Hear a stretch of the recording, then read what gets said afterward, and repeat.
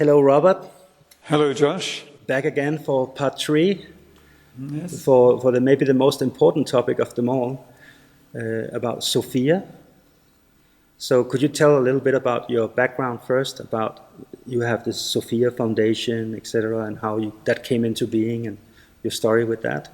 Yes, well, my story really goes back to 1980 when I was visiting a friend in Amsterdam, and she invited me to go to a little chapel there where there had been some appearances to a woman who was a very remarkable, I would say a very pure being. And these appearances had started in 1945, around the end of World War II, and continued until 1959. And they were appearances of the Virgin Mary. And out of that, a chapel was built. So appearances like a physical Virgin Mary? No, manifestations, spiritual manifestations, where the Virgin Mary spoke to her, gave her messages. Okay. Yeah. And the central part of this communication was, in 1951, the communication of a special prayer for world peace. Mm-hmm. It's a very simple prayer, and in that prayer, Mary is referred to as the Lady of all peoples, who once was Mary. And this really takes us into another dimension beyond the earthly personality of the Virgin Mary. The Lady of all peoples relates to a higher being who we could describe as World Mother. Now, this prayer has since been translated into many different languages around the world and is an extraordinary, simple but powerful prayer for world peace. Could you tell me the name of this woman who had this? Yes, her name is Ida Pederman. She's no longer alive. Ida Pederman. I don't think she's alive. And she, I met her when I visited this chapel. And while I was there, there was a special painting of the Virgin Mary standing on the world and holding out her arms in the form of a cross as, so to say, protecting the world from degeneration, from disaster, from war. And while I was contemplating this painting, I had an experience of an incredible cloud of white light that came forth from the painting, and I knew that this was an experience of Sophia, who we could call the world soul or the world mother. And so, to give some context, if we think of the ancient Egyptian civilization, there they revered Osiris and Isis, and Isis was for the Egyptians the world mother. There are many temples around Egypt dedicated to Isis and others to Osiris, who were seen as it were, as a divine couple. Mm-hmm. And so Sophia is, we could say, the Greek word which means wisdom, relates to this being Isis, but is a new expression for this same being who the Egyptians were able to behold. Mm-hmm. And so when we speak about Osiris, Osiris is really another expression for what the Greeks called the Logos. And we find then that the Greeks believed that the world was created through this working together of the Logos, or the divine word, and Sophia, the divine wisdom. So if we think of when a human being is speaking, we hear the word, but we hope that the human being is speaking in a conscious way, and that his words make sense. And this is the wisdom aspect. The wisdom and the word work together. So it was the conception that for the Egyptians, Isis and Osiris had created the world. For the Greeks, Logos and Sophia. So when we speak of Sophia, we're really speaking of the divine wisdom that poured into the creation of the world, united with the Logos, or the power of the word, and that, as it is expressed by John, in the beginning was the Word, all things were made through the Word. We should really say in the beginning was the Word, or the Logos, and Sophia, all things were made through the Logos and Sophia. That would be a more complete statement. Mm-hmm. So if we have a true understanding of Sophia as the world wisdom, then we can use an analogy. If we think of the divinity or the creator as an architect, and an architect, first of all, creates a plan for his creation. And so, in this case, the divinity brought forth the wisdom, which is the plan of creation, and also brought forth the word as the fiery power that would bring this plan of creation into existence. So this is one way we can connect with Sophia. So in Egyptian mythology, Ra is the sun god, right? And then you say Isis is the mother of the planetary consciousness. Mm-hmm. In indigenous traditions, they are talking about the mother divine and the father sky as the sun. So, but you are making a connection to Osiris instead of Ra. So Osiris is the word, but we don't do the sun and planet, like the planetary consciousness and the sun consciousness, and connect them, or what?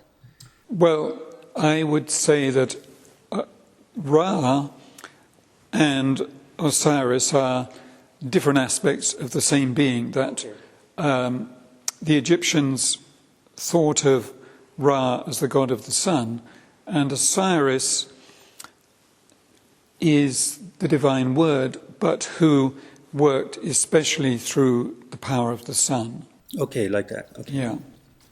So when we think of this plan of creation, and if we think of in the Bible, we hear of King Solomon, who was the wisest human being of his time, and Solomon built the temple at Jerusalem, and in the books of Solomon we read about Sophia. Well, of course, he uses the Hebrew word chokmah. Chokmah is translated as wisdom, and for the Greek word Sophia means wisdom. So chokmah and Sophia are one and the same. And King Solomon was inspired with the plan for the creation of the temple through chokmah, or wisdom, or Sophia. So we can read in the book of Proverbs, in chapter 8, the words with which Solomon was inspired, where he says that wisdom was present, or so we could say Sophia was present at the side of the Creator from the beginning of the creation, and has worked to help bring forth the creation. And then in chapter 9 we read, wisdom has set up her temple. Her temple has 7 pillars. And this gives us a point of entry to understanding the being of Sophia when we think of the 7 days of creation. These are the 7 pillars in the temple of Sophia. Mm-hmm. So we think of this unfolding of time, and in certain traditions it is said that we are now at the 4th stage of creation now, and that we have 3 previous stages of the world, and there are 3 to come. So that... Does that mean, when you say 4th level of creation, is that the level of consciousness we have, or is it the root races you're talking about, or how to interpret that? The interpretation that describes this best is that we now have a physical earth, a physical existence, and in the preceding 3 phases of the earth, these were preparatory, and it's only in this 4th phase that the physical earth has taken shape. Oh, like that. Okay. Yeah. But then that we, humanity, we human beings, are intimately bound up with Mother Earth. Now, I'm going to come to the relationship between Mother Earth and Divine Sophia as the wisdom of creation. Okay. Before we continue, a lot of people have heard of the Gaia theory, or like we are looking at the world as a living conscious being, and they call it Gaia. What is that compared to Sophia? Is any correlation, or completely different, or the same, or what's your take on that?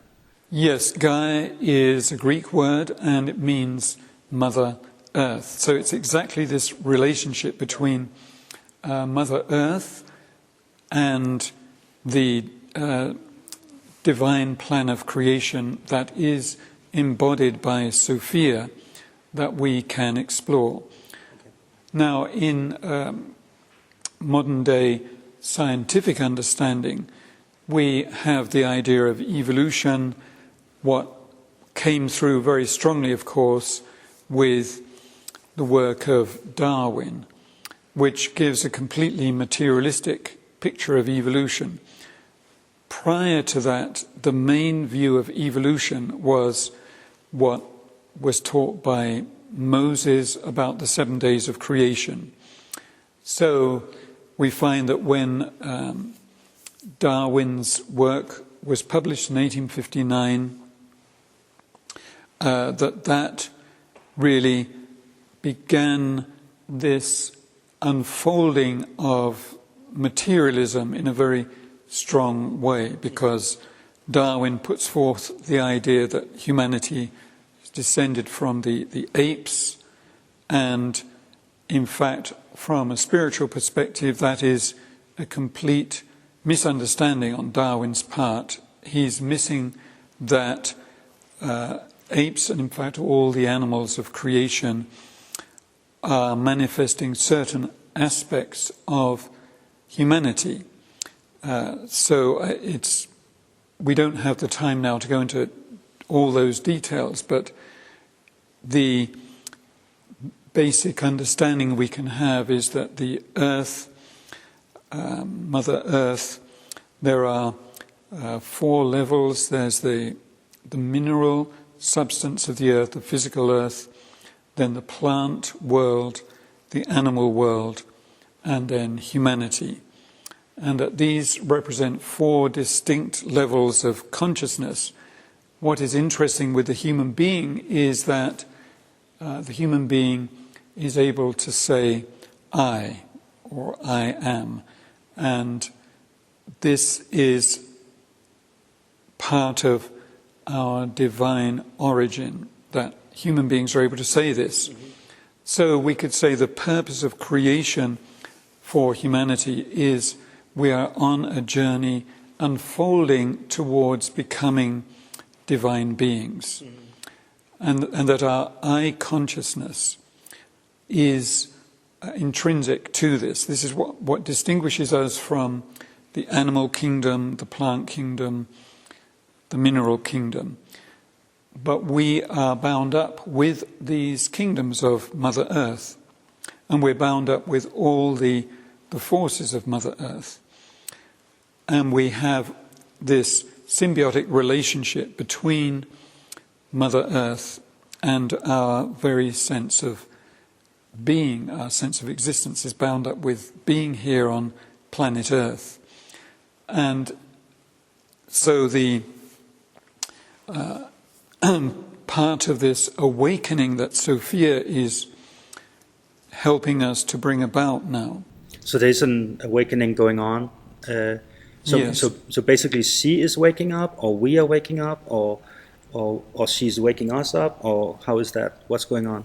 Yes. So we could say that there is an awakening taking place for humanity through the inspiration of Sophia and through the awakening of Mother Earth.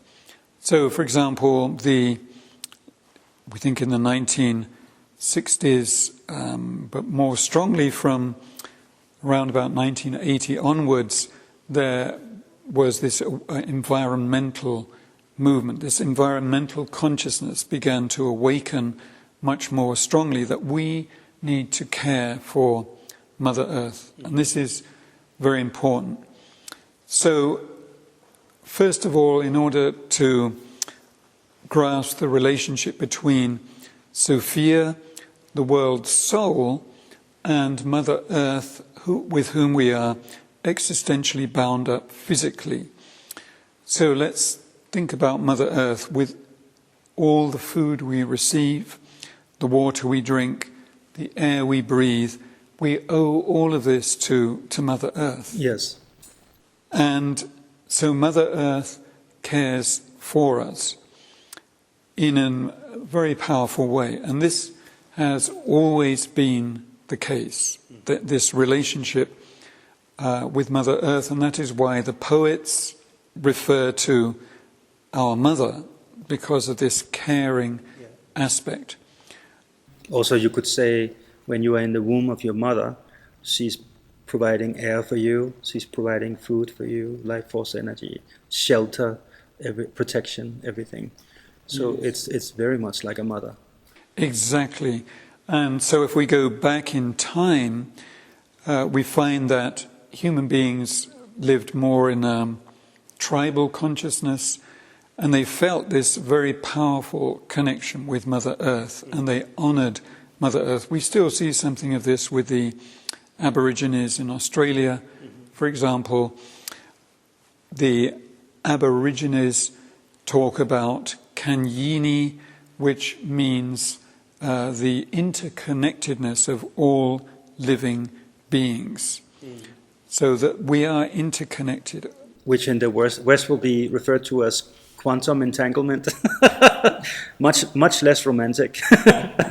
And so an Aborigine will say that within his tribe, each person is responsible for a certain area of Mother Earth, to take care of that.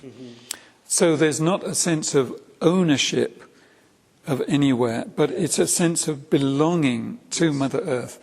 And in Western civilization, by and large, we've lost this sense, but we have to regain this sense, and I think this is the positive aspect of the environmentalist awakening, to become gardeners.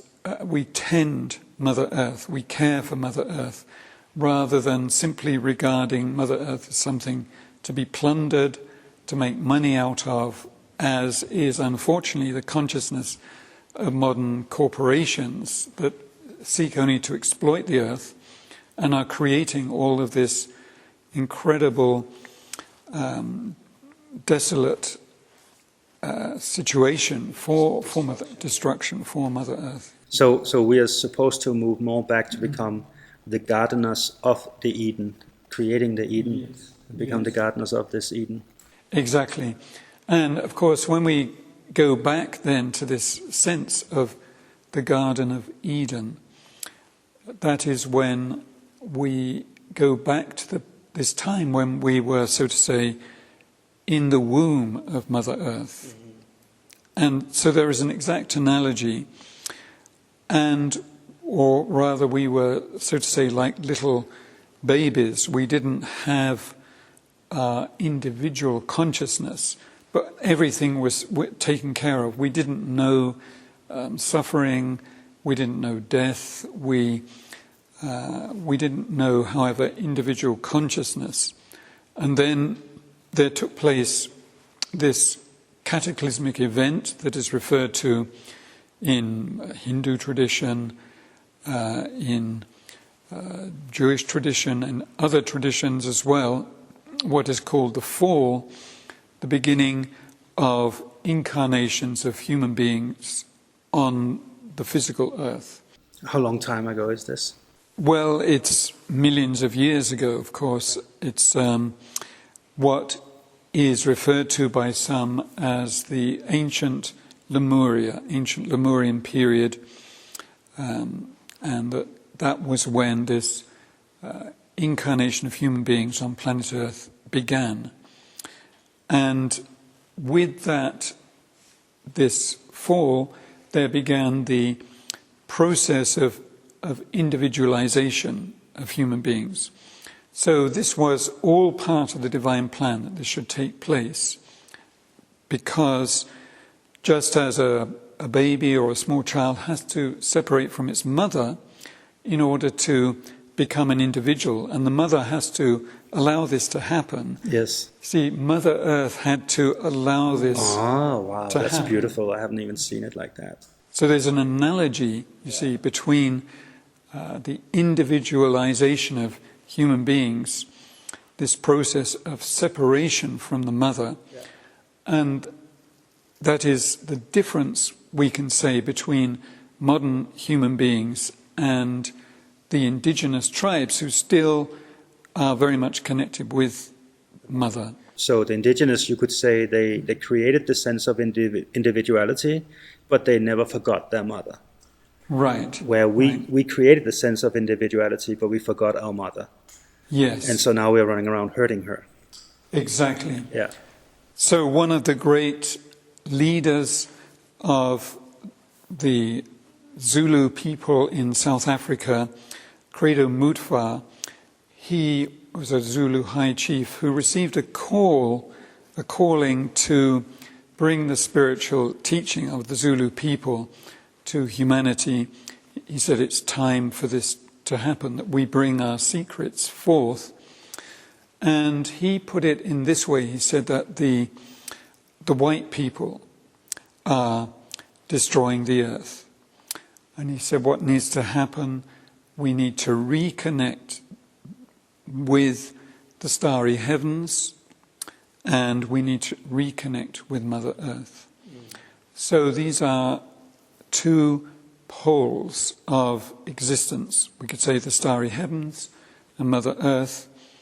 And that has been very much what my life work has been about, is to awaken a new consciousness of our connection with the starry heavens and to reconnect with Mother Earth.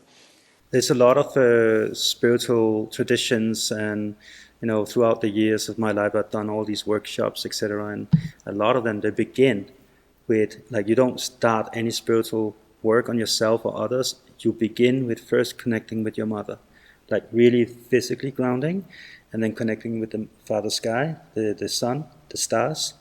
And then you become this divine conduit of consciousness, and you become the vessel, the vehicle of these energies. So it is maybe as simple as that.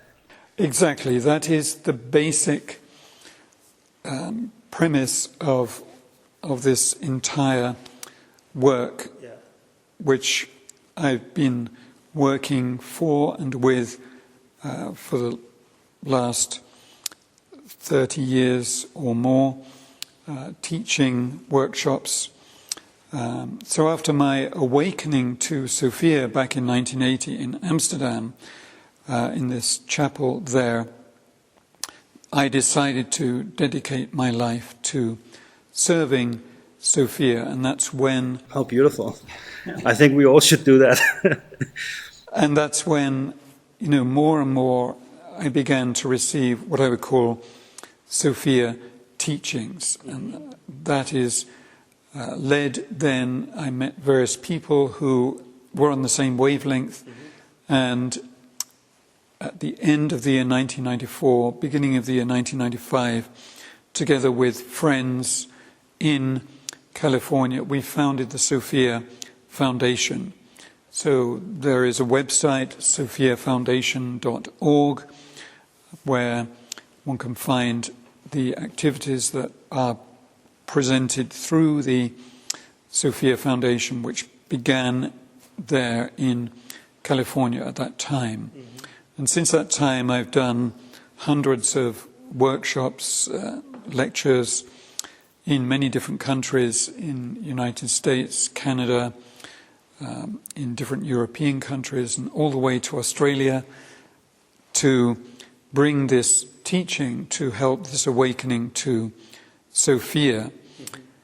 And what I would say is the most important aspect of this is that Sophia is connected with the entirety of the starry heavens, is this great cosmic being who is the essence of creation, the divine plan of creation. So the more we connect with Sophia, the more we come to understand this unfolding of the divine plan of creation, that we are individualizing and we are to become more and more an expression of divinity, which right now we can see when we look at what is happening in the world, we can see that human beings need to have this awakening to the divine plan, because most human beings now in the Western world are caught up in an illusion that it is material possessions, having as much money as possible, that this is the goal, to own a beautiful house, many cars, go on wonderful vacations, and go to sports trainings. Fame, all that stuff. Yes. Yeah. All of that. And that is, I would call it a hijacking of human consciousness away from our true divine purpose. So what forces made this happen? Like, how can you even forget your mother? How is that even possible? There are forces at work which are behind this hijacking of humanity and the earth. And we find reference to these forces referred to as forces of darkness, or however we like to describe it, in the ancient Zoroastrian tradition. Zarathustra spoke about Ahriman as the Prince of Darkness. We find in the Egyptian teaching the opponent of Osiris, this being of light and love, that his opponent was Typhon, or sometimes called Seth. And in the Jewish tradition, we find the opponent of the divinity is referred to as Satan, who is referred to as the Prince of Darkness. So we find this in the different traditions, and this is a reality. We could say that the divinity has created all beings to be free. And so this being, whether we call this being Ahriman or Typhon or Satan, is a being who has his own agenda, which is opposed to the plan of divine creation. So is opposed to Sophia, is opposed to Osiris, is opposed to Christ is opposed to the powers of the good that are leading humanity. And we find a remarkable expression of this in the Zoroastrian tradition, where a conversation is recorded between the being of light, who is called Ahura Mazda, who is referred to as the power of the good, who at that time was connected with the sun. And Zarathustra received, we could say, an initiation. His consciousness was elevated to the level of the sun.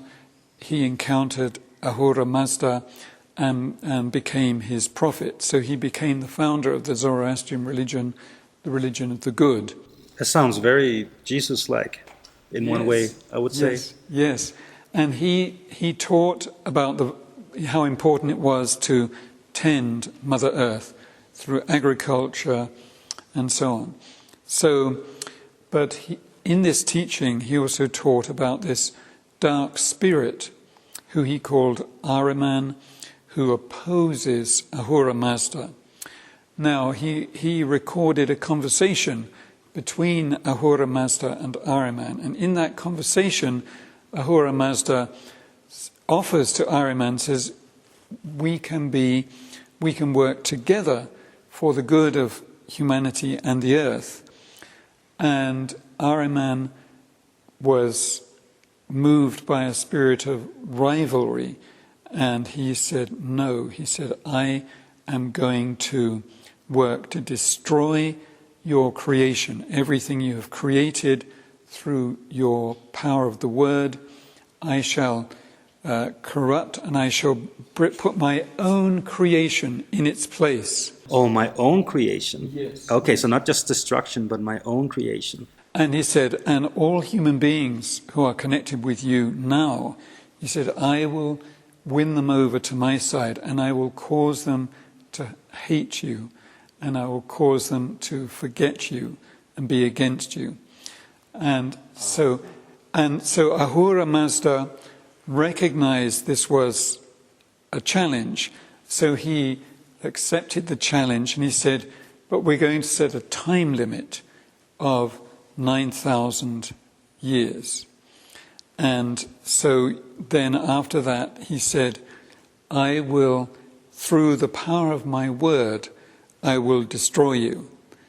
And so Ahriman has been waiting, we say Ahriman, the Prince of Darkness, or Satan, however we like to call him, has been waiting.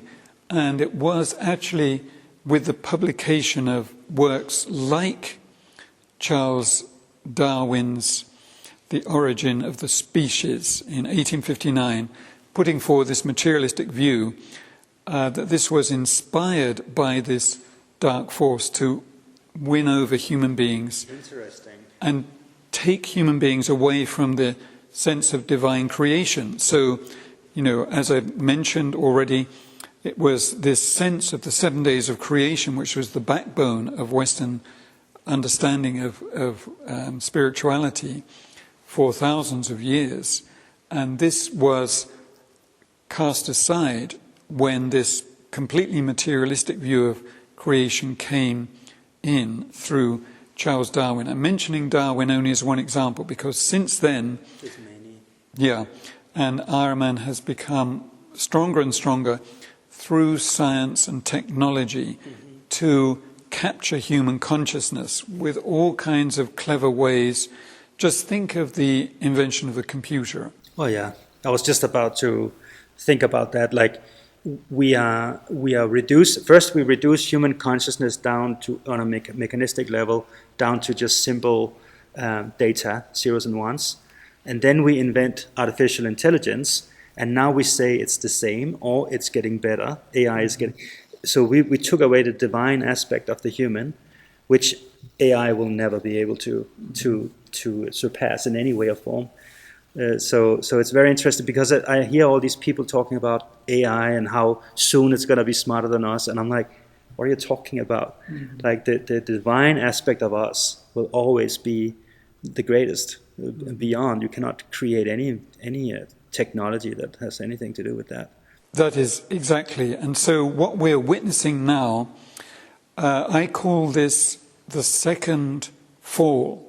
So there was this cataclysmic event which brought us out of the womb or the embrace of the Divine Mother, and we began our journey here on the earth from incarnation to incarnation of individualization. And now, having attained this individual consciousness, there is this second fall taking place to hijack the whole earth and the whole of humanity into this artificial intelligence direction, which would replace our divine creation and would prevent us from going to the next level, which is the development of spiritual consciousness. And Sophia is here to help us develop spiritual consciousness. And that is my experience, that she awakens us to our higher self, which is dormant within every human being. Say that Sophia is this heavenly being who loves and cares for every human being and who wants to help us to re-find our true purpose here on earth, and to be able to get back on track with the unfolding of the divine plan that is her contribution and her guideline for humanity where we need to go. And so she holds the whole world in her embrace. And now we come back to this prayer, the Lady of all peoples. So all peoples of planet Earth are held in the embrace of divine Sophia. Now, if we want to understand, come back to your question of the relationship between the heavenly Sophia and Gaia or Mother Earth, we could say it's like mother and daughter. It's very interesting. In Greek mythology, we find Demeter is the Earth Mother, and Persephone is the daughter. So I would say Persephone is related to the heavenly Sophia, is the daughter, and Demeter simply means the Earth Mother. So they work together. And we even find in Greek mythology a third aspect of the divine feminine that weaves between the consciousness aspect of the divine feminine, the world soul or Sophia more in the heavenly realm, and the Earth Mother in the earthly realm. And that she is referred to, well, in the Greek teaching, we hear, for example, Athena as the goddess who connects heaven and earth and helps human creativity and human consciousness. She was the goddess of the people of Athens. And in the Hebrew tradition, this third aspect is referred to Shekinah. Shekinah is, we could say, the soul aspect, bringing human souls together in a common sense of community. So Shekinah awakens this sense of community of all human beings, because all humanity is one family. So we have, just as in the Christian teaching, we have Father, Son, and Holy Spirit. In the Sophia teaching, we have Mother, Daughter, and Holy Soul, who are the divine feminine trinity. So the Mother is, so to say, the divine feminine counterpart of the Heavenly Father. The Daughter, or Sophia, is the divine heavenly counterpart of the Son, or the Logos. And the Holy Soul is the divine feminine counterpart of the Holy Spirit. And this is a very profound teaching which I've written about in the appendix to this wonderful book by Thomas Schipflinger, who I met, and this is the Spanish edition of it. It's originally in German, and there's also an English translation made by a friend of mine, and Thomas Schipflinger asked me to write an appendix about this teaching of the Divine Feminine Trinity. So that is included in this book, which is called Sophia Maria. And it's a wonderful book because it brings about this consciousness of who is Sophia, and also traces the relationship existing between Sophia and the Virgin Mary. This is what I became aware of when I had this Sophia experience in contemplating this image of the Virgin Mary as the Lady of all peoples. So there is this awakening that is taking place to the Divine Feminine. The Divine Feminine embraces these three levels: the Mother, the Daughter, and the Holy Soul. And I think it's very important that we come to consciousness of these three aspects. We can say that there is an awakening on all of these three levels. The humanity, certain parts of humanity, are awakening to the divinity of the Earth Mother. So if some of the listeners are sitting here and they want to invite that energy within them as much as possible, and they want to get to know their mother and reconnect to their mother, besides getting off Facebook and dropping a lot of activities that are disconnecting us from other humans and from Mother Earth, what else can we do? What is the best advice you can give to someone who just, I want to get to know my mother, I want to reconnect, and I want to invite the light in?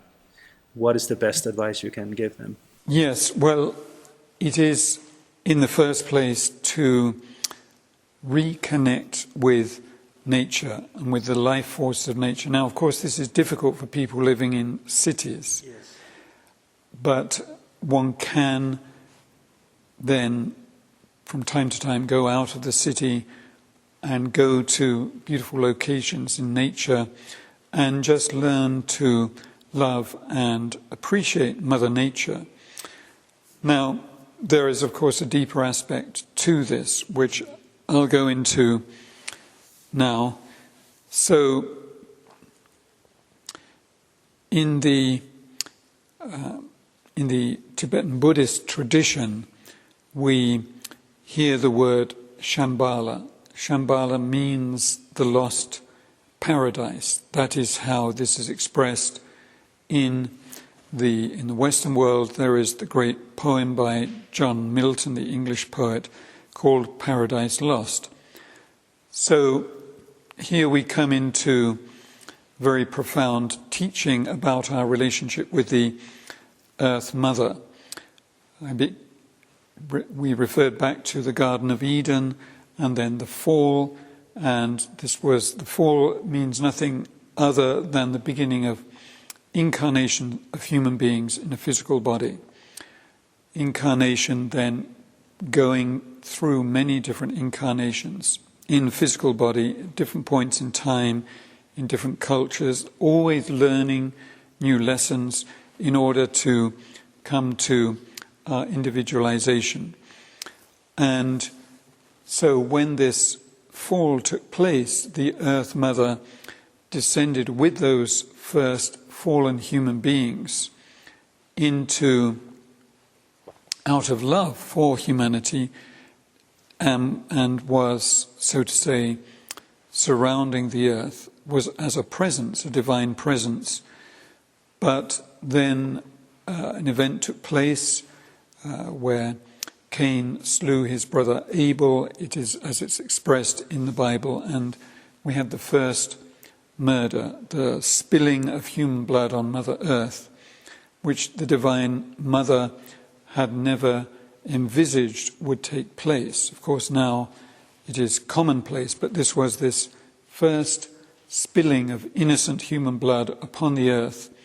And this event was what caused the Earth Mother to withdraw down into the heart of the earth, as the center of the earth. Oh, so she was more living and present before. Yes. Now she's okay.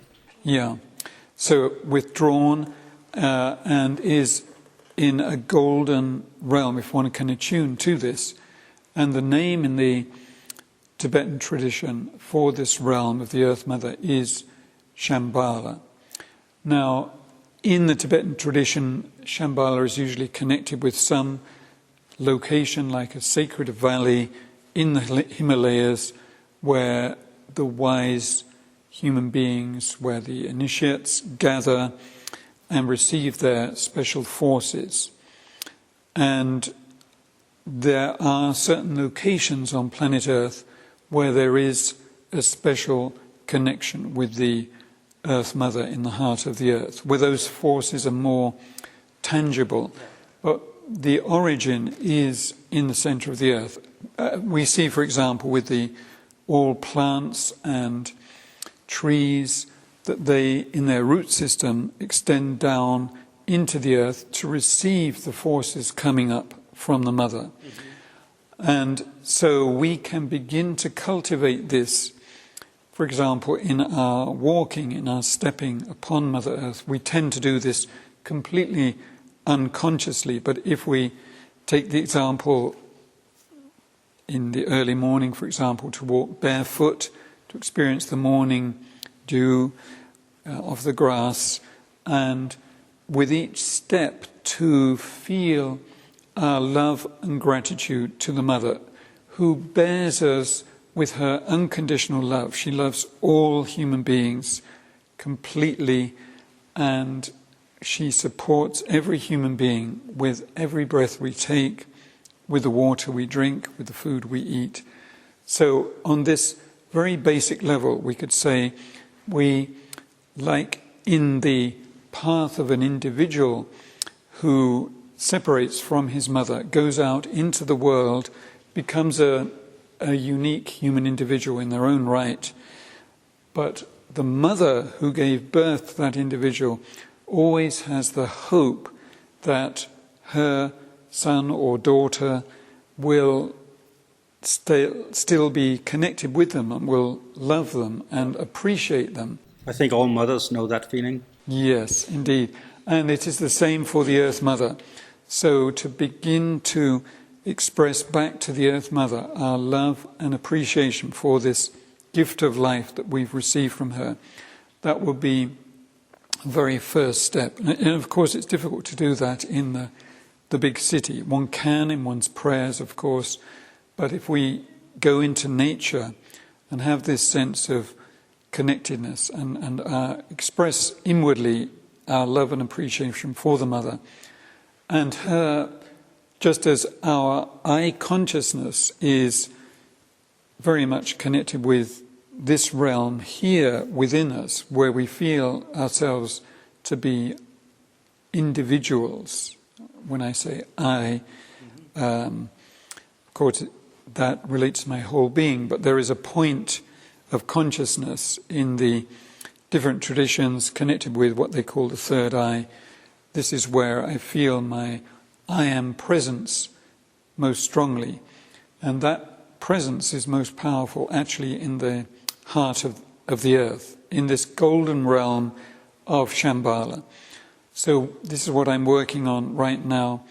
My new book is called The Shambhala Path, and in that I'm bringing certain exercises how we can connect with Shambhala, because there is an awakening taking place. And we can begin to have an exchange between ourselves and Shambhala. Now, to indicate what this can become, we can look back historically to after the destruction of Lemuria, there arose the continent of Atlantis, which was in the region where there is now the Atlantic Ocean.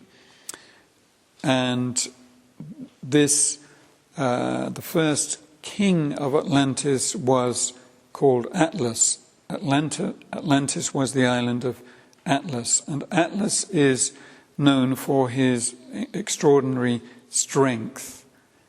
You know, he was actually punished by Zeus, given the task to hold the heavens on his shoulders, on his neck. And interestingly, in medicine, the uppermost cervical is called the Atlas bone. Yes, it is. Yeah.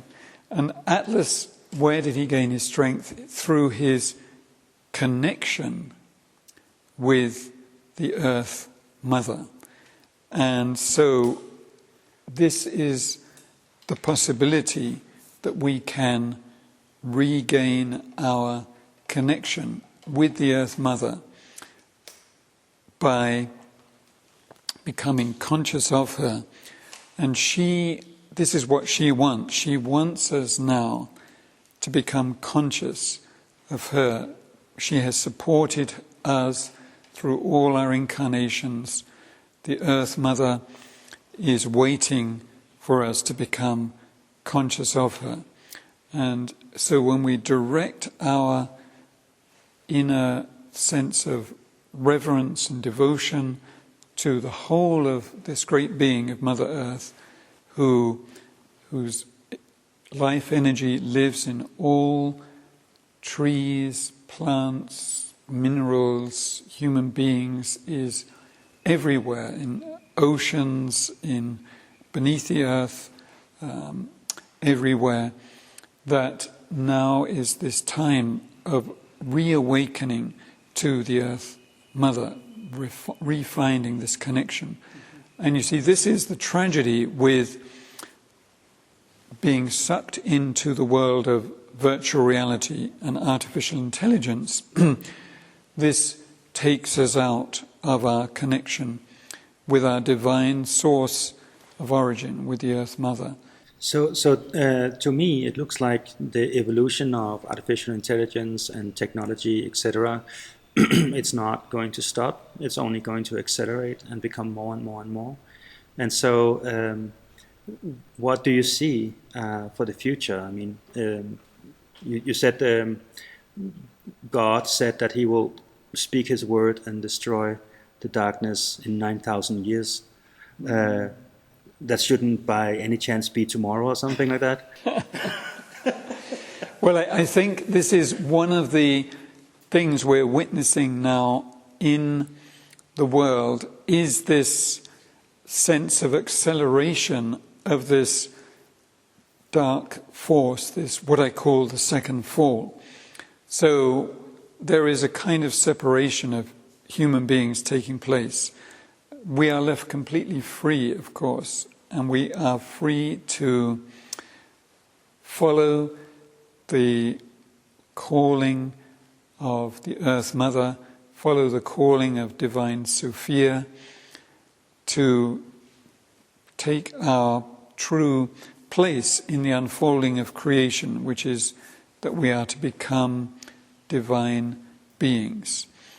That is, it's as if we've come to a signpost in evolution, and one is tempting us, saying you can acquire extraordinary mental, intellectual powers by and through artificial intelligence. You can have, a small computer implanted into your brain and so on.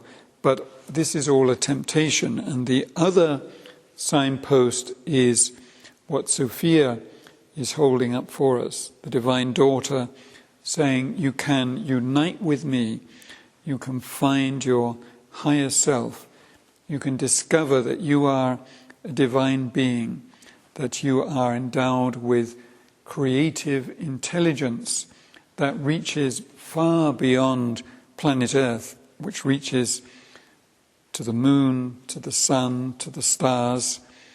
This you will never find with artificial intelligence. So this is what I mean about this dark force that is endeavouring now to hijack humanity and in fact the whole earth. And the tragedy is that there are so many human beings who are open to this, and they are following this force of the Prince of Darkness in facilitating this hijacking of planet Earth. One of the most destructive impulses in our time is this launching of what they call 5G, which is to amplify electromagnetic forces, to overwhelm our consciousness, it's all about mind control ultimately, and to remove our freedom. Now, the higher beings, the Earth Mother, loves us as free individuals, respects our freedom. Sophia loves us as free individuals and respects our freedom. But this dark force does not respect our freedom and wishes just to capture us in this web of artificial intelligence, culminating with having something implanted within us, which would be like a miniature computer. The impulse of 5G is to bombard us with these electromagnetic forces so that we become completely compliant to this dark force, that we only act in the spirit of this dark force, which is that we become intelligent robots serving this impulse that would take us away from our divine origin and would trap us in a kind of electronic brain which we would not be able to escape from. I mean, this is presented, for example, in that movie, The Matrix, that this is what is... This is basically what's going on. Yeah. The Matrix is not a movie, it's a documentary. Exactly, yes. And so if we had this conversation 1,000 years ago, you could say that the battle between good and evil was still part of the human game, and they had their trials and tribulations 1,000 years ago as well. But today it seems like it's extremely amplified now. Like it's very strong here now. And so there's this polarization of good and evil. It's like evil becomes even worse now. And the light, the goodness becomes even stronger now at the same time. So there is an awakening, and there's also a dumbing down of humanity and a harvesting of souls and, taking over. And so it's really bad and really good. And it seems to amplify and become more and more and more. And so has that to do with the fact that you say Sophia is waking up, she's awakening, and because of that the darkness is pushing more hard? Or what is going on a cosmic scale right now? Yes, well, this is a huge question. I think you've sketched the outline of what is taking place most suitably, and I'll now try and fill in some of the details, if you like, into this picture. So when the first fall took place, and again I just want to remind that we are in a process, the whole of humanity and the earth is now in this second fall. This is what we're witnessing. We're witnessing human beings becoming completely taken over by some dark impulse that is leading them astray from being true human beings. Yeah. So the second fall is happening right in front of us right now, and AI, 5G technology, all that stuff is playing a huge role in that. Exactly, yeah. That is, so to say, the instrument that is implementing this second fall is this kind of technology. Now, I'm not against technology as such. I believe that technology has also a very good side, but humanity has to be master of technology. We have to be able to use technology wisely and not become enslaved by it.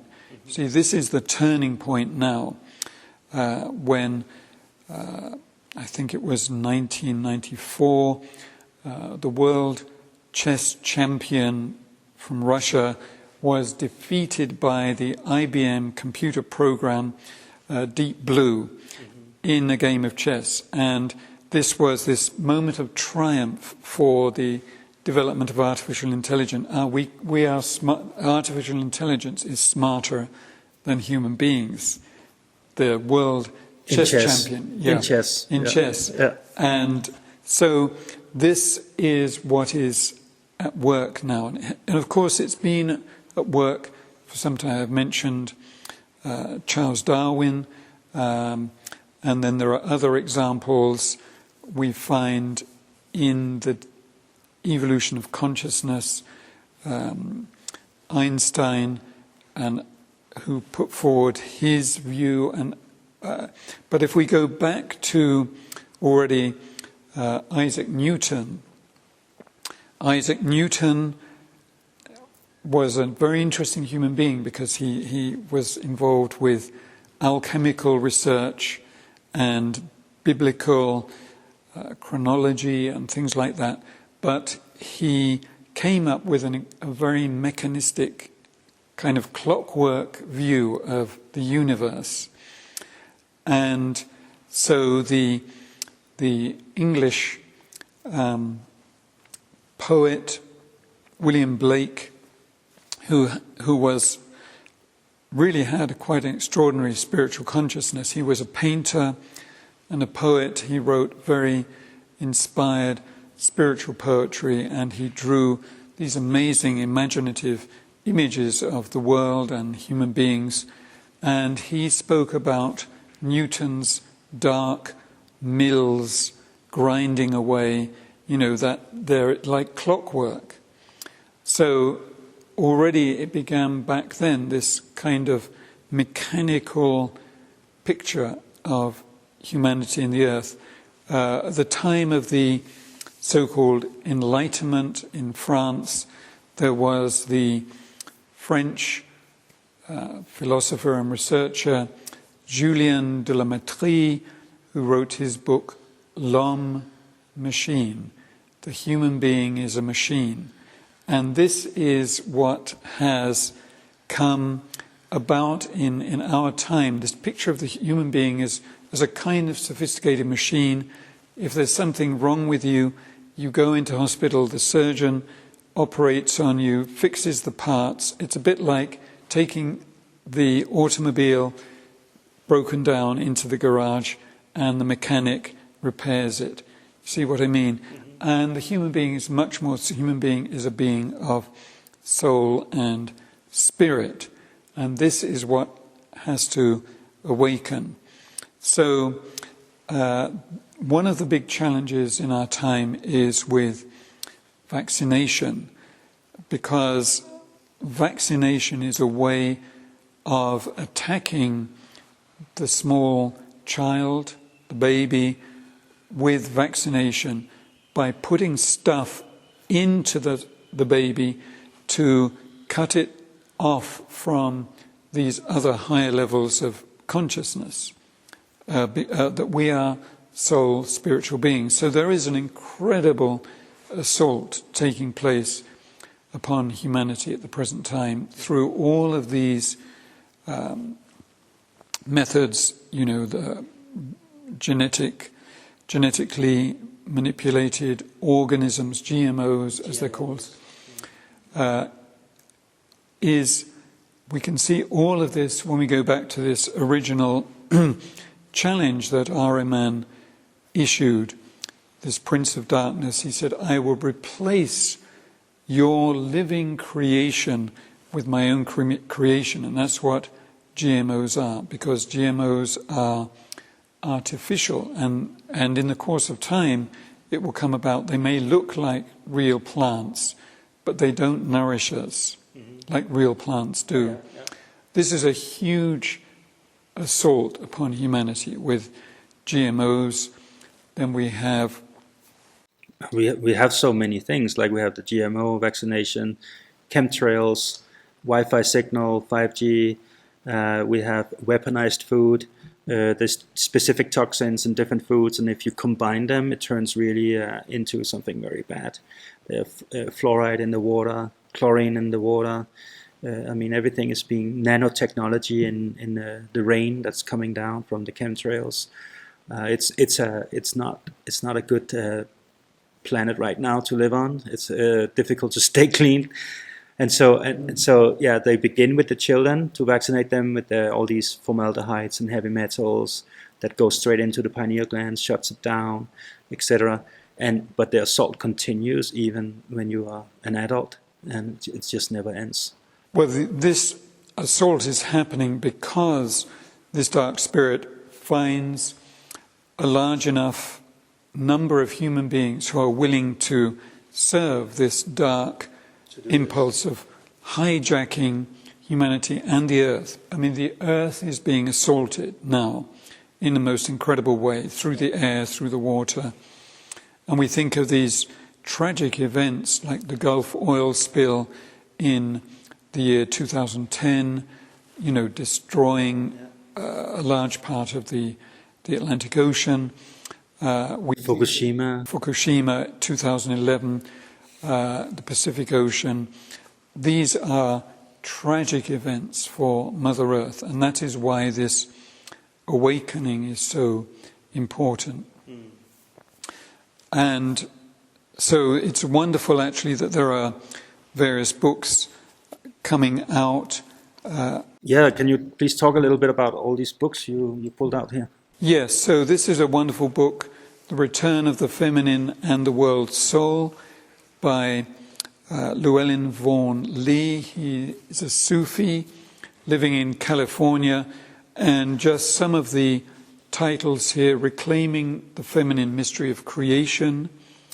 We could say Sophia as the plan of creation, the contribution of the feminine, patriarchal deities and the repression of the feminine, because that is, of course, one of the tragedies of evolution, was the suppression of the feminine by the masculine, feminine consciousness and the masculine mind.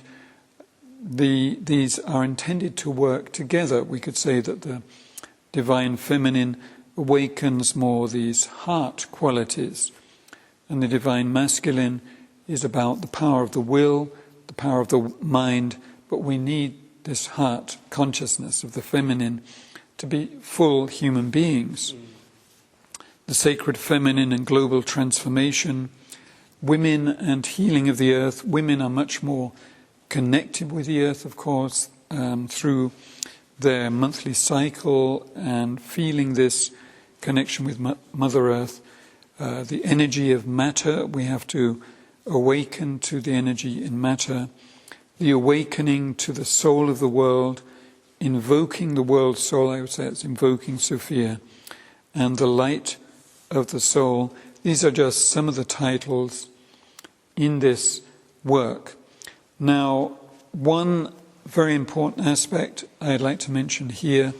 So I've mentioned already this book by Thomas Schiflinger, Sophia Maria, a holistic vision of creation is the subtitle. And in this work, we come to the theme of the Virgin Mary. See, the Virgin Mary holds a very special relationship to Sophia, and that comes out also in this book, Sophia, the Wisdom of God, an outline of Sophiology by Sergei Bulgakov. He was a Russian theologian from the Russian Orthodox Church who left Russia and then became head of the Orthodox priest training in Paris and wrote many books. This is a wonderful introduction to Sophia. And what this reveals is that in Russia they've had this sense of Sophia, this heavenly being as the wisdom of God. So again we come back to Logos and Sophia. Now, in the Christian tradition, the Logos is identified with Christ, and Sophia with the wisdom of God, and these two work together. We find this expressed in the book of Revelation, the last book in the Bible, where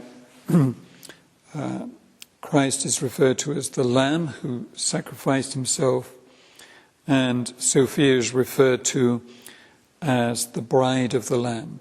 So there is this inner relationship. And in the teaching I mentioned before, Christ, or the Logos, is referred to as the Son, the creative power of the Word, and Sophia is referred to as the daughter, as the wisdom of creation. Logos and Sophia work together, the Lamb and his bride.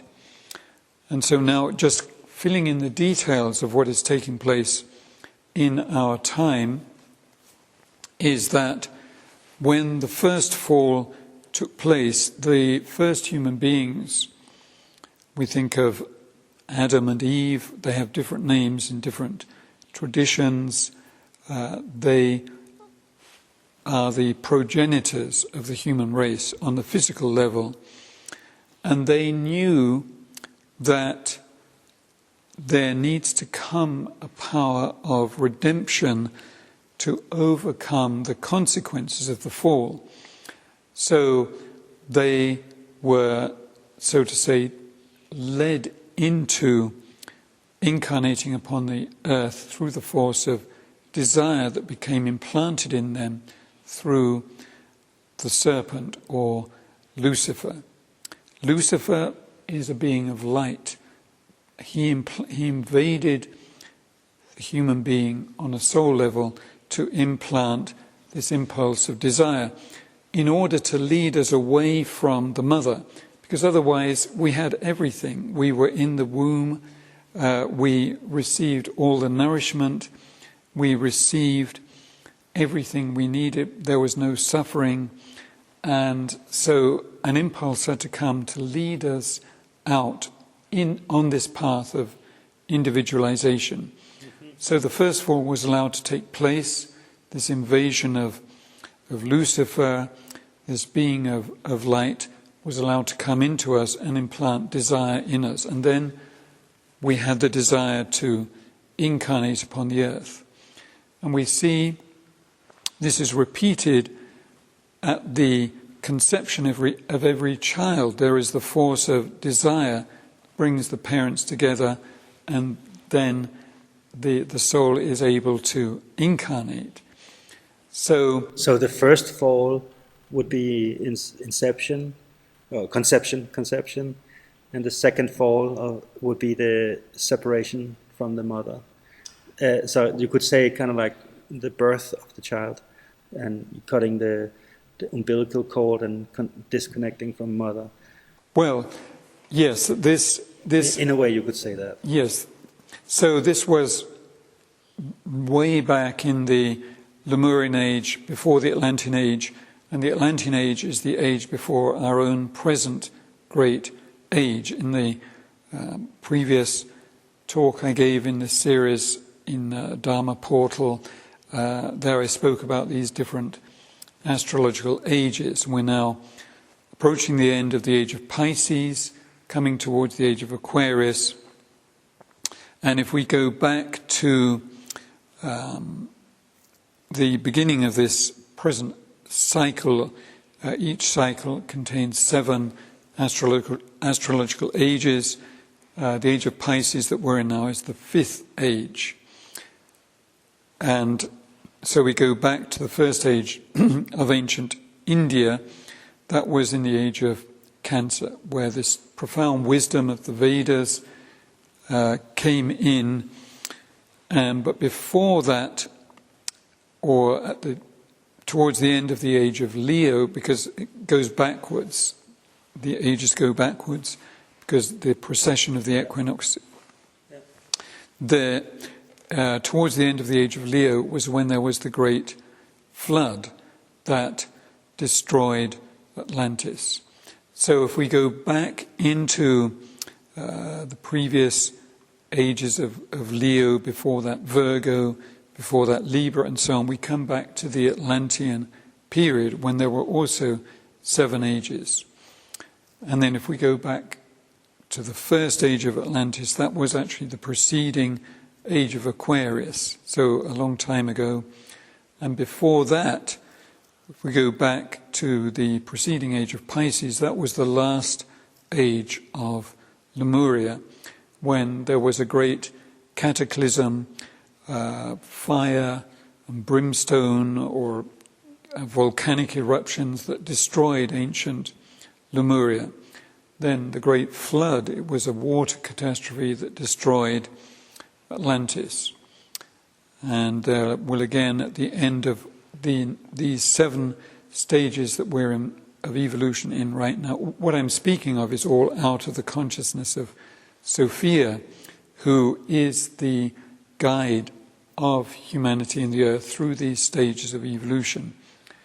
And then there will come, at the end of the age of Capricorn, there will come another great catastrophe, an air catastrophe. So we have a fire catastrophe destroying Lemuria, a water catastrophe destroying Atlantis, and there will be an air catastrophe. There will be a kind of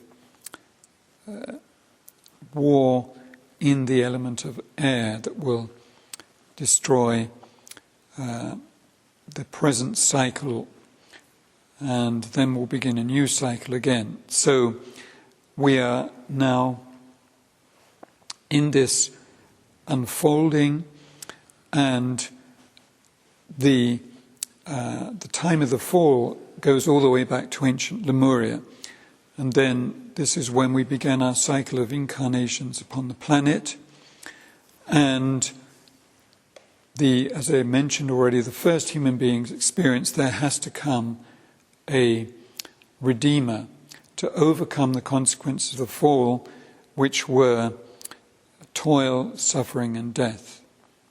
And the redeemer, or the Messiah, was awaited, and he came then in the shape of Christ, who through his teaching overcame toil.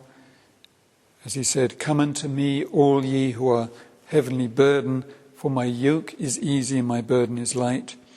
He overcame suffering in that everywhere he went he healed human beings, that is the root of suffering.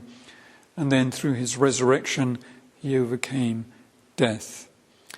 And he instituted then the ideal, or the goal for all humanity, is that we attain resurrection, which is to be attained through the power of divine love, becoming so strong in us that our physical organism is transformed into the resurrection body. We say that Christ attained this in that one single incarnation through special circumstances. And that is the goal towards which we are all evolving. That is the purpose of our various incarnations, step by step evolving towards resurrection. And so in Tibetan Buddhism, they talk about this as the rainbow body. That's the ascension body. So there's the ascension and resurrection. And so from what my understanding is, you can die and ascend, or you can die and come back, pick up the body and bring it with you. That's resurrection. And then you can just ascend straight directly, where you turn your body into rainbow body. And so they found these Tibetan monks in Chinese prisons just disappearing. And the only thing that is left is a pair of plastic teeth and some glasses and the ropes, and the rest is gone. And so this has been a real event. People have reported that. It's very interesting with this whole ascension. So basically I can imagine that bringing your conscious awareness to that level, if you're full of heavy metals and toxins and vaccinations, GMO foods and nanotechnology, and you're living in a virtual reality already, and you're disconnected from nature, and you're sitting on Facebook all day completely alone, thinking you're together with everybody, disconnected from everything. It's going to be a far stretch to actually even comprehend how important this is. Yes, and so that's the importance of this, that we work to bring the higher consciousness of the purpose of human existence. The end goal of human existence is not to be a humanoid motivated by artificial intelligence. It is to be a resurrected being capable of miracles through the power of divine love. As Christ said to his disciples, "Ye shall perform even greater miracles than I have done." You know, that which healing, raising people from the dead. And this is the promise. If we can take up our true path, we can become more and more creative and endowed with healing powers, endowed with higher consciousness that enables us to connect with higher cosmic intelligences. That is what is the promise of our unfolding evolution, if we can take it up. But as you say, now, with all of these challenges facing us, we have to awaken and see these are incredible forces at work to bring us down, to take us away, and to enslave us. And so, if I just use an analogy, if you think of angelic beings, if you believe in angels, I mean, we find in earlier times all these paintings of angels, angelic beings, and it is said that each human being has a guardian angel who shepherds them towards their path of evolution from one incarnation to the next. And imagine the despair for the guardian angels, seeing the human being they are responsible for so enslaved and entrapped, and spending hours every day sitting in front of a flickering machine which is lifeless, actually, and feeding it all your life force energy into this black hole of technology. And seeing that actually each human being is endowed with incredible creative powers. You could be a wonderful architect or sculptor or painter or musician. Or husband or wife. Yes, or husband or wife. Yes. Poet, dancer. All of these are God-given creative powers within us which are waiting to unfold if we turn toward our higher self, which actually our guardian angel is holding for us. And Sophia is also referred to as the queen of the angels, who is connected with all these angelic beings, all these angelic intelligences.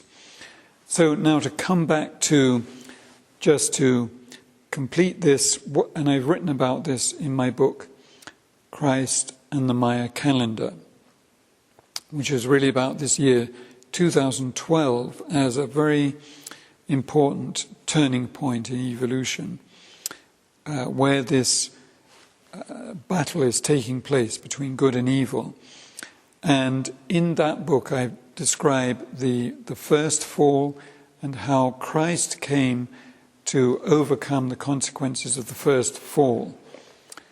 And now this second fall is taking place, and Sophia is the being who is actually beginning a path of descent from cosmic heights to overcome the consequences of this second fall. So if we connect with Sophia, we can come through this and overcome all that is happening, all these things that you're describing, and she will steer us or guide us through what is now unfolding for humanity. Is a kind of nightmare, actually. So many young people now are filled with anxiety because they experience on a subconscious level all of these devastating things taking place here on planet Earth, but they don't know what to do about it. And we have to find Sophia, who loves us and cares for us, because she will guide us through this into the future. And there will be a kind of showdown and overcoming of these dark forces that are trying to hijack evolution. Mm-hmm. Yeah. Well, yeah, so the battle is on, and we are dealing with great temptation and great suffering, and yet there's hope and intelligence out there. Sophia is here, and all we need to do is connect and open up and say yes and ask for it. Exactly, yes. And in my various books, I've described ways of connecting with Sophia. For example, in the stars, there is this, which I was editor of this for many years, Journal for Star Wisdom, and now a friend of mine has become editor, Joel Park, and just called Star Wisdom, Volume 1. And we see this symbol here of the 12 stars, the sun and the moon. This cosmic symbol is also a symbol of Sophia, who is referred to in the book of Revelations, the woman clothed with the sun, with the moon under her feet, and on her head a crown of 12 stars. So this image really is a kind of abstract representation of divine Sophia, who can awaken us to star wisdom, or astro Sophia. Astro is star, Sophia is wisdom. So this is one of the things I've been working with, and the stars are always there as our friends and guides and helpers. They are eternal companions. We can make friends with them, and every single star offers us a gift for our evolution. We can take up this instead of just sitting in front of the computer. So maybe go out at night and keep your eyes on the stars while you have your feet on the ground. Exactly, yes. That is very well put, Josh, and thank you very much for inviting me to speak on this theme, which I've dedicated my life to. Just to mention this book on the mystery, biography and destiny of Mary Magdalene, who is very important in our time to help us and guide us in this awakening to the divine feminine. So we need more of this. Yes. You have some more books. Could you please show this as well? Yes. So I'm editor of, until recently I was editor of this journal Starlight, Journal of the Sophia Foundation. One can simply go to the Sophia Foundation website, sophiafoundation.org, look for Starlight, and one can download as PDF these journals that I've been editing for all these years. Now, the last two issues, I'm no longer the editor, but I'm an advisory editor or consulting editor. And there are many wonderful articles in this which are all about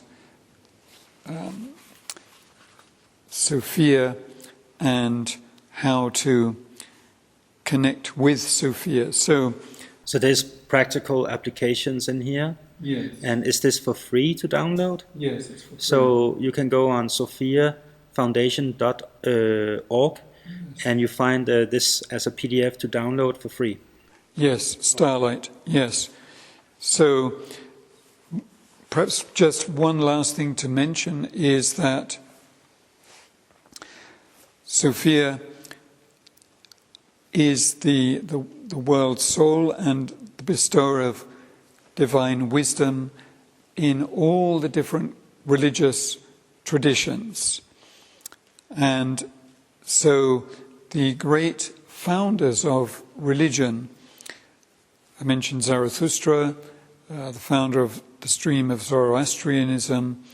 Then, of course, we have Gautama Buddha, the founder of Buddhism, or the seven holy rishis, the founder of the Hindu tradition with the Vedas, and Lao Tzu, founder of the tradition of Taoism, and so on. They are all inspired by Sophia. So we find different aspects of Sophia in different cultures, different points in time. And of course, Sophia works to bring what is appropriate for that particular time and for that particular consciousness. So in our time, I draw attention to Rudolf Steiner, who called his work Anthroposophia, also relating to Sophia. And Philosophia is related to Sophia? Yes, Philosophia, the first human being to call himself a philosopher. To use this expression, Philosophia, was Pythagoras. And that mystery stream for Pythagoras, Sophia was a real being who you could connect with through philo. Philos is love, the love of Sophia. That was the original meaning of Sophia. So the love of Sophia is Philosophia. Yes. That should definitely give you a way more juicy, poetic approach to philosophy, to philosophical discussions, etc. Because many times I meet people who are calling themselves philosophers, but it seems very dry and boring, and it's devoid of this life, the heart space. And so it's very refreshing to hear that the origins were actually a very loving process. Yes, yes. And this is all true, what we could call mystery wisdom. The wisdom of creation is accessible to us if we can connect with Sophia in the true sense of the word philosophia, through the love of Sophia. So to reawaken this, and Steiner uses anthroposophia. He says that anthropos is the human being, is connected with Sophia. Every human being is connected with Sophia through our higher self. And so he speaks of just how our true I consciousness is connected with Christ. We think of the words of St. Paul, not I, but Christ in me. Or as St. Augustine said, Christ is more I than I am myself. This is what in New Age terminology, the birth of I am consciousness, or Christ consciousness within, is accessible to everyone. And then through that we can come to Sophia as this higher consciousness of the whole consciousness of all the intelligence, the higher intelligence of creation and the world. So I think maybe that's a good place for us to end. Of course, there'll be much more to say, but just in this time, then it's been wonderful to be able to share what is on my heart relating to Sophia as true philosophy or love of Sophia. Yeah. Well, thank you so much for your time. It's been wonderful. I really enjoyed this. And I invite all the listeners to, after this video, when it stops, to go outside. And if it's in the middle of the night, look up to the starry night. And if it's in daytime, take off your shoes and ground yourself and connect with Sophia. It begins with the beginning, one small step at a time. Exactly. Yeah. Well, thank you to Josh, and I'd like to thank Boris for his work in as the videographer. The man behind the camera. The man behind the camera. Yeah. And gratitude to Dharma Portal for making this possible. Yeah, I think our future depends on all this. So I find it very relevant to do this, and I'm enjoying it very much. So thank you so much. Good. Thank you, Josh. Bye. Bye-bye.